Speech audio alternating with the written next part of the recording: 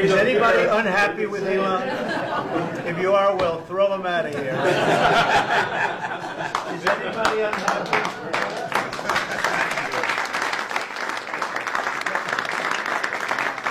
They have a lot of respect for Elon and that he's doing this, and some disagree a little bit, but I will tell you, for the most part, I think everyone's not only happy, they're thrilled.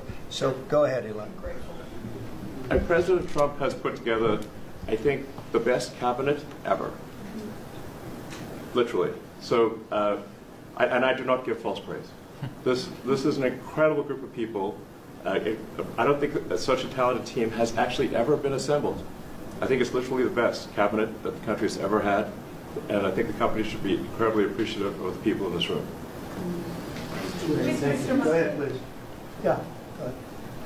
Mr. President, thank you. Mr. Musk, are there about half of the government employees so far appear to have responded to your request for what they've been doing over the past week? Is there a timeline in place for next moves for people being fired, and when can the American people expect to see results from that? Yes.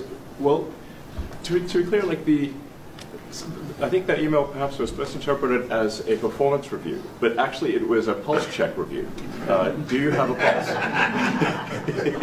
Do you have a pulse and 2 neurons? So if you have a pulse and 2 neurons, you can reply to an email. This is, I think not a high bar, is what I'm saying. This is should be anyone could accomplish this. But what we are trying to get to the bottom of is we think there are a number of people on the government payroll who are dead, which is probably why they can't respond,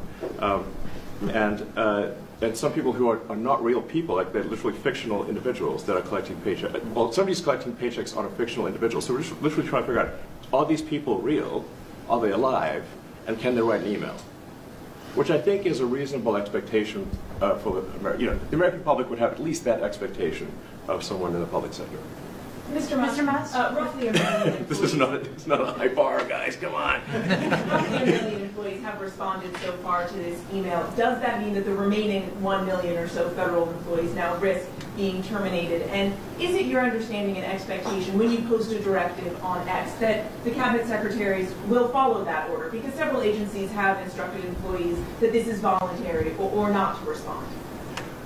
Yeah. Well, I mean, so. I guess it was like last week, the president encouraged me via Truth Social and also via phone call to be more aggressive.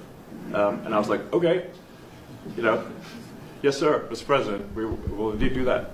The president is the commander-in-chief. I do what the president asks. And I said, can we send out an email to everyone just saying, what did you get done last week? And the president said yes, so it did that. We got a partial response. We're going to send another email. But our goal is not to be capricious or unfair. We want to give people every opportunity to send an email. And the email could simply be, what I'm working on is too sensitive or classified to describe. Like literally just, that would be sufficient. I think this is just common sense.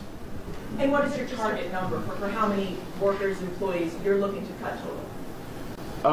We wish to keep everyone who is doing a job that is essential and doing that job well.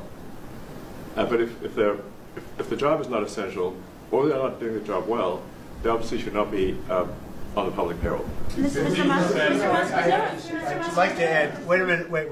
I'd like to add that those million people that haven't responded, though, Elon, they are on the bubble. I wouldn't say that we're thrilled about it. They haven't responded. Now, maybe they don't exist.